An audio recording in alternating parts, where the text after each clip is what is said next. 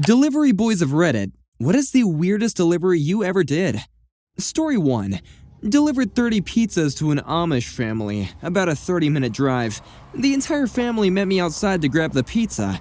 I took the rest in and followed them inside to their dining table. The elder of the family gestured for me to sit down with them, and he pointed to the one open seat.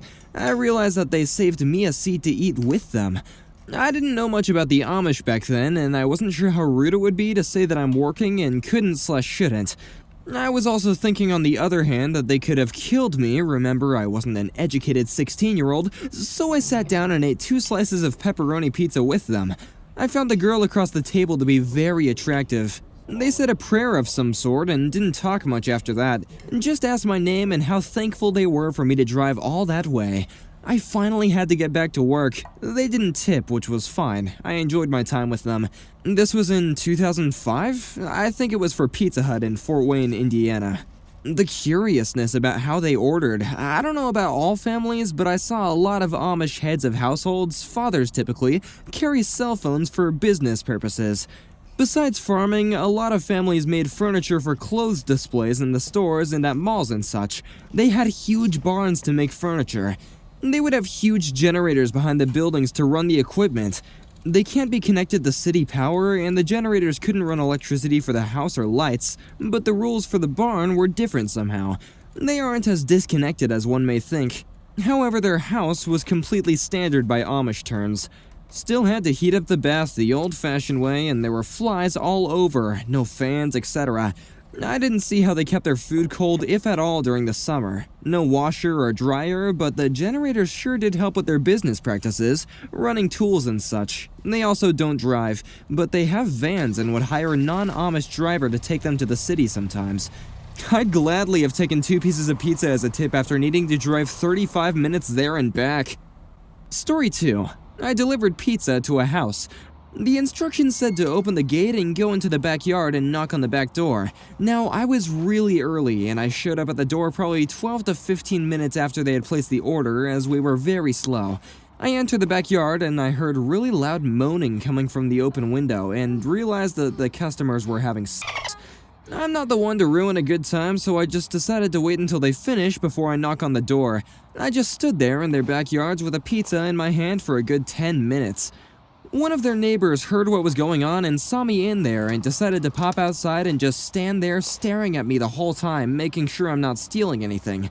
Anyway, most awkward 10 minutes of my life. The funny thing is, a few months after I stopped working there, one of my coworkers was pranked by Break with a hidden camera. He's the heavy-set guy that comes in third and pretty much agrees to everything. Story 3. Once delivered pizza to what seemed like a gang house. I pulled up and there were all these intimidating dudes with tattoos and bandanas, all wearing the same colored clothes. I puckered up and felt my scrotum shrivel as I awkwardly shuffled past them with a bunch of pizzas to ring the doorbell. They were all staring me down and it felt like the longest walk ever. The person who ordered the pizza must have been the head honcho because he looked like the worst of the bunch. The total was like $70 and he gave me a $100 bill and told me to keep the change. I bolted out of there and returned back to the pizza place on autopilot because I was so scared. Story 4. So I delivered like 5 pizzas to this guy once. I had to ring the doorbell several times before he came to the door. When he got there, he didn't really say anything except to come on in real quick. Now, you aren't supposed to go into people's houses, but I decided, who cares, I can defend myself. I get inside the guy's huge house and it's full of weird shit. There was a full suit of armor right by the door, and somewhere he had his Halloween CD playing creepy, deep-voiced laughs. While he's searching for his wallet, the biggest dog I've ever seen walks up to me and falls at my feet, pushing me over. So I'm sitting next to a suit of armor, petting this huge dog, waiting for this middle-aged man to pay me. He gave me a $40 tip. Story 5. I was a pizza delivery boy back in high school. I was delivering on Super Bowl Sunday during my senior year, and one of the houses I delivered at felt bad. They told me to come on in and watch the game, so I stayed there for a while, watched a full quarter before going back to work. I knew that I was leaving for college soon enough anyway, so the possibility of getting fired didn't really faze me. Side note, my boss asked me what happened. I told him the truth and he kept me around. I continued working there on breaks from college, and 15 years later, I am still friendly with my old boss. He works at the same pizza place and I go there with my family sometimes. Story 6. The guy who answered the door looked like he had just seen a ghost and was a little jittery, so I'm pretty sure he was on some kind of drugs. Anyway, he hands me $10 for a $15 bill. I realized that he didn't hand me enough money, so I knocked on the door and told the guy that he still owed me like $5. So he started patting his pockets and finally pulls his hand out as if to give me money, but nothing was in his hand. He extended his hand out to give me this imaginary money and was visually surprised when I said I wasn't fooled by his trickery. The guy does this 2 or 3 more times before having me call my manager in an attempt to use his card to pay, even though I'm sure he knew it wouldn't work. At this point, he just goes back inside because he heard his roommate come in, and he's gonna borrow money from him. So I wait and I wait until I knock again. The guy cracks the door, sees it's me, and closes the door again really quietly like he was surprised I didn't go away. Eventually, after about 10 minutes of annoyance and feeling like I might get stabbed, I told the guy I either needed the money or the food, which he reluctantly gave back. All in all, very strange experience. Story 7.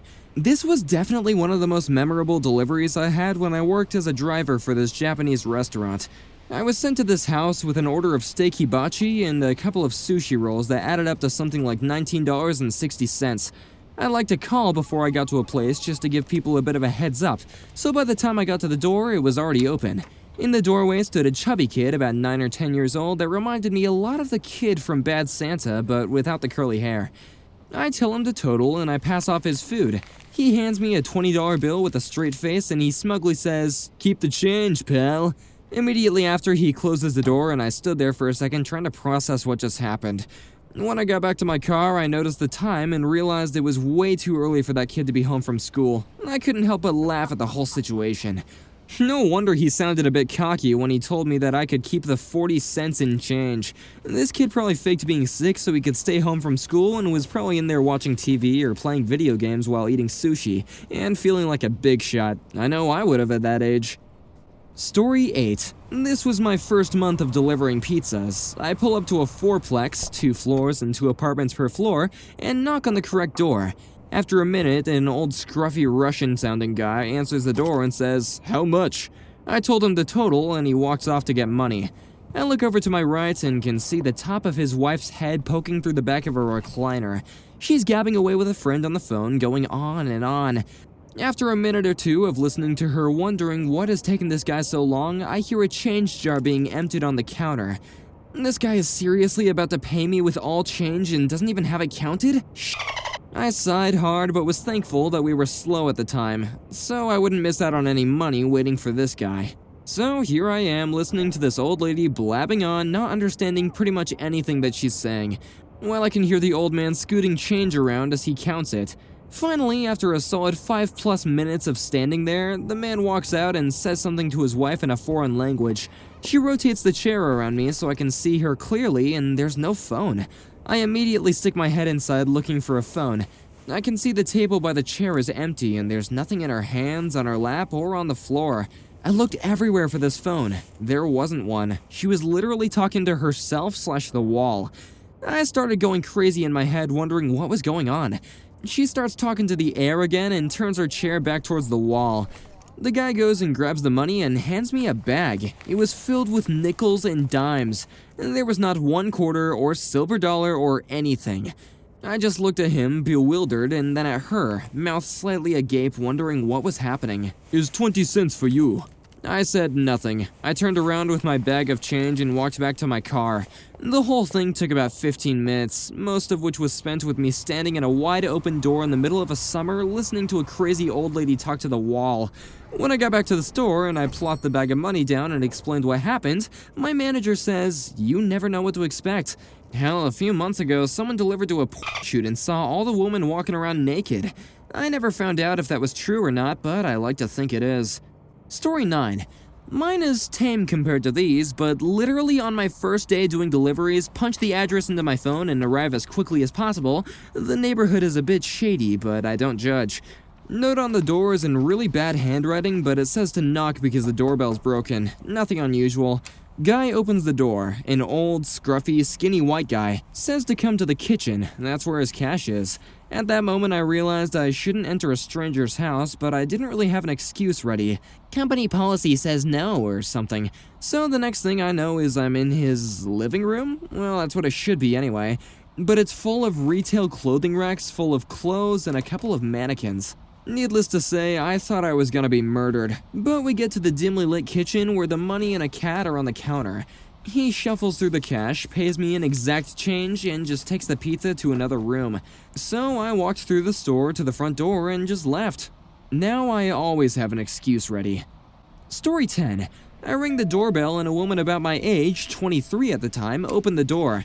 We were going through the usual exchange of pizza and money when another woman who appeared to be her mother began walking towards us. "Well, if you're not gonna do it, I will," she said, while at the same time removing her shirt. I was somewhat taken aback and must have looked confused while keeping the eye contact with the young woman who was visibly embarrassed. "Don't be shy, you can look at them, you know," the mother said. I glanced down at her boobs, then up to her face and gave a nod of approval. I looked back at the daughter and said thank you, and I walked back to my car. They tipped well too, so a pretty decent delivery if I'm being honest. Story 11. I delivered prescriptions for a pharmacy. It was a wild ride for a year of my life, let me tell ya. The smelliest, most drug-addicted, freaked-out people you will ever meet. I deal with them on a daily basis. We also delivered medical supplies like diabetic stuff, adult diapers, etc. This one particular delivery was a carton of adult diapers. The customer is on the top floor of a really seedy apartment building. I go up the scariest elevator in the world. There were roaches in the elevator and every floor button is burnt with cigarettes. I get to the door and knock. Blah, blah, blah, I hear from inside. Again, louder. Blah, blah, blah. I heard this language before. It's pissed off obese people dialect. Great. I try the door, but it's locked. Yelling and gurgling commence from the inside. So far, all this has happened to me before. Huge people routinely lock themselves in and cannot get up to the door, so I have to go to the office and find someone to let me in. Back into Silent Hill, the elevator, to find the office. After about a half hour of searching for any humans or life forms, calling the boss repeatedly, a maintenance person approaches me all pissed off and sniffing. He's going to let me into the apartment to make this delivery. This is absolutely killing him to do this for me, and he lets me know how much of a nuisance I am. Okay, nice meeting you too, man. So we get up there again, and he opens the door and it swings wide open. The smell of a million shits and pisses hits me. It is deafening. I nearly faint on the spot. I'm blinded by the smell for a few seconds, and now I can tell this woman yells something incoherent at me. In the middle of the room is a circular, purple velvet bed, and on this bed is the most huge, monstrous woman you have ever seen. She is half covered with a dirty sheet, and I swear this is Medusa's obese sister, because I was petrified and placed by her gaze. Surrounding her is 20-plus garbage cans overflowing with used diapers. She has 2 TVs on, both with the same show. I think it was Mari or something. I set her carton of diapers right inside the door, not yet crossing the threshold into hell. She grumbles, "Put them closer, damn it!" And I shudder and gag. I use my foot to push them further inside. Okay, I'm out of here. Turn around to flee, and I look at my clipboard to see where to next. I need a signature from her. I turn around and, I need you to sign this receipt. I hold out my clipboard with the receipt on it, and it's obvious that I'm going to have to enter and take it over to her. I slowly approach, avoiding any shit stains or garbage cans, and stretch out the clipboard to her. This is like trying to get Jabba the Hutt to sign something. She says, "I can't see that, turn on the lamp," and points to a lamp in the corner, across the room. A pile of used diapers is between me and the lamp. No way I could reach it without moving diapers or climbing over them. I have to leave now. I'm going to die. I don't want to die here. The room is spinning now. I'm going down. I'm a goner. I looked at the clipboard with her receipt. I lie. "Oh, sorry, we don't actually need a signature. Thanks," and run out. Got out of there and back to my vehicle. I can smell the shit and piss all over me. My clothes are done. My nose hairs are burnt with that smell.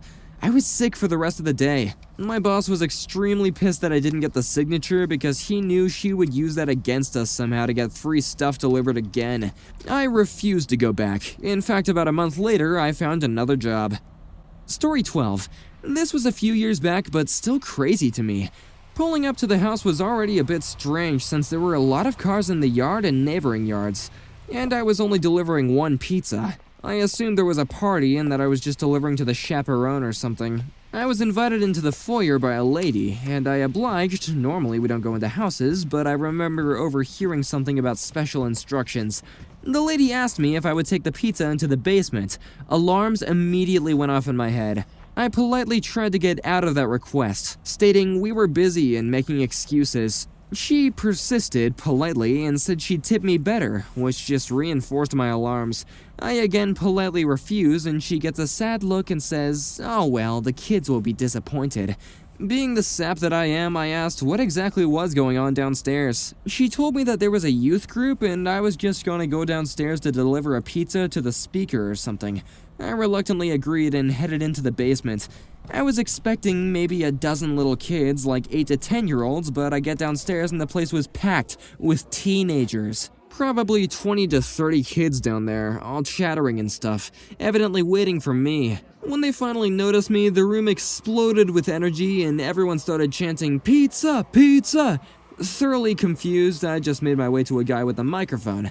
He asks me my name and I tell him, and the crowd starts chanting my name. The guy informs me that I had just won the Pizza Olympics, hangs a medal around my neck with a pizza picture taped onto it, and a volleyball trophy that looked like the person was serving a little box of pizza. The crowd goes bananas again. I'm utterly confused and make my way back upstairs as they keep cheering. The lady upstairs thanks me and I go back to the store, trophy and medal in hand. I still have the medal. The trophy got misplaced at the store, sadly. Every time I tell the story, people think I was an absolute fool. I was, because it seemed like an obvious kidnap/trap. It wasn't, thankfully. Not sure I'll be able to top that one. Story 13. I was delivering pizza once in a pretty sketchy neighborhood and came up to a gated apartment complex where I saw a dude waving me down. Sometimes customers in apartment complexes used to meet us outside if they knew their complex was complicated, so I'm thinking, what a nice guy. Turns out I was horribly wrong. I let this complete rando into my car who freaking reeks of liquor and cigarettes. I somehow got the words out, "Hey man, is this your pizza?" This dude is barely coherent and responds with, "No, I need a ride." And I was just freaking out at this point, wondering when the weapons or threats were gonna come out, and I nervously responded with, "Dude, I totally would, but I can't. I got pizzas to deliver. Look, check it out." He keeps asking, and I just keep repeating myself, saying that if I wasn't working, I would totally help him out.